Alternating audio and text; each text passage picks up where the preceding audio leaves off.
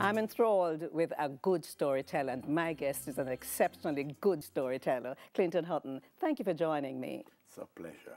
Jericho is an important name, you know. Your Jericho is in Hanover. We have one in another parish. But what were the early days like in Jericho?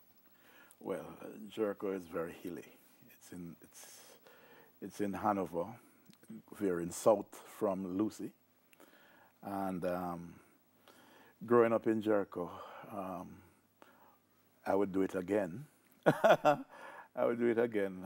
Lots of fruit trees, the rivers, the smell of the rain on the earth, and animals, kind people, adults that look out for all the children. I mean, you couldn't do anything wrong. Before you reach home, your parents would know. Any adult could correct you. That's the Jericho I grew up in. Tell me about Mom and Dad. Who are these two influential people in your life? Well, my father's name, Alphonse Hutton. He was born in 1893. And my mom, Urga Brown, born in 1931. My father, they call him Headman Stump. He was a headman. The headman, of course, in those days yes, was in charge of a plantation. Yes, sugar plantation. And after a while, he went to Cuba. So from a very young age, I was told about Cuba. Before I was 10, I knew about Antonio Marcio and Jose Marti. My father was in Camagüey. So every now and then, I go to Cuba.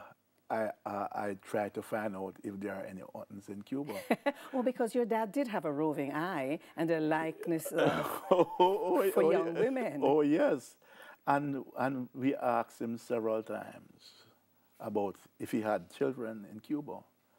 And he usually turned around the arguments all the time. So I said to my brother, you know what? We have siblings in Cuba. How many siblings do you have in Jamaica on your dad's side? Whoa, about 8, 9. Holy. It could be more too, right? And from my mother's side, 8. Yes. So Dad traveled. Yes. Dad was a headman in Jamaica. Yes. What did Mother do? Well, my mother farmed, and of course she works in the house, all the cooking and all of that. She was a fairly independent woman. And what I've learned from her, from that very young age, is that, and I grew up with, nobody could tell me that a man is superior to a woman. My mother was equal to anybody else. From way back then. She but she was very that. much younger than your father. How did they meet? I don't They never asked her, they never That told is the question I would ask. Yes. But my father seemed to like young women. So I have a number of sisters and brothers. My first sibling was born in 1915. Second one, 1917. The other one, 1921. 2 in 1924. And others after that. So I have a nephew, not a grand, a nephew, who was born 3 years after my mom. Look at that. Right. Okay. Now, Right. your mother, though, you said she was a good cook, but there was something else that she was exceptionally good at, and that was embroidery. Oh, yes. And in fact, it has had an impact on me because she used to make the patterns for embroidery, trace them on some brown paper, a carbon paper, they call them. And so I started drawing as well. She was doing embroidery for what kind of items would she embroider? She would embroider pillowcases, tablecloth, sheets, blouses, skirts. And she was good at this, eh? Very good at that. So you watched her making her own patterns. Yes. And what did that do to you? Well, I started drawing, following her and following my brother, who followed her, right? And it has stayed with me from that. You still draw? Oh, wow.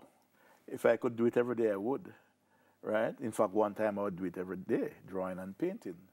I've been doing that from, as far as I can remember, back to three. Age three? Three, I can remember doing things back to 3 years old. And certainly I started drawing at 3. Could be before, but at 3, you for have sure. a fascinating story about how you started painting in terms of a paintbrush. Where did you get your so when I started painting, I probably was 6 and 7 when I started painting. And I made my first paintbrush by cutting some hair from the tail of my pet goat, Betty. And tie it on a stick that I shaped for that purpose.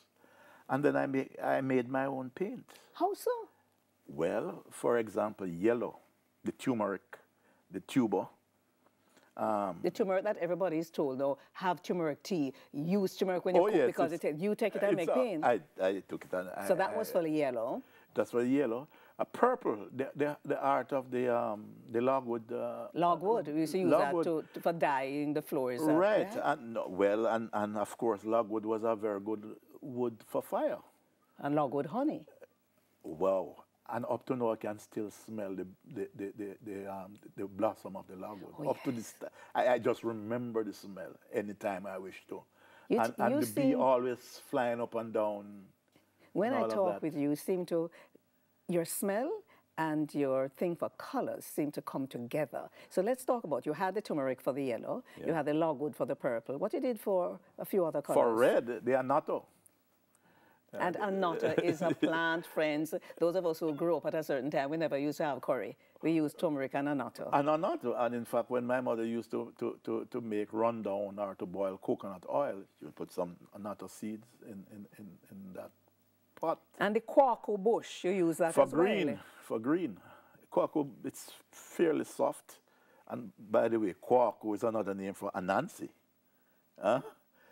So we use the kwaku bush, anansi bush, which people used to bathe with, to squeeze the juice out of it, to make green. But then soon I learned that as it dries, it becomes brownish. What were you painting? What kinds of pictures were you painting at 6 and 7? At 6 and 7, I used to paint a lot of things from nature. Rivers, animals, plants, mountains, people. And of course, I used to draw and paint together. And my first painting of a person that is recognizable was, I was 8 years old, and I did a painting of Frank Worrell, the captain of the West Indies cricket team. Could we take a break? Because I think I know how that came about, based on what was happening with you under the counter. Yes, yes. My guest is Clinton Hutton. He's retired recently from the University of the West Indies as a professor, and we'll hear more about that during the interview. But we'll take a break and come back. We'll hear about Jericho in Hanover and his life as an artistic person, but there's so much more to this man. We'll be right back.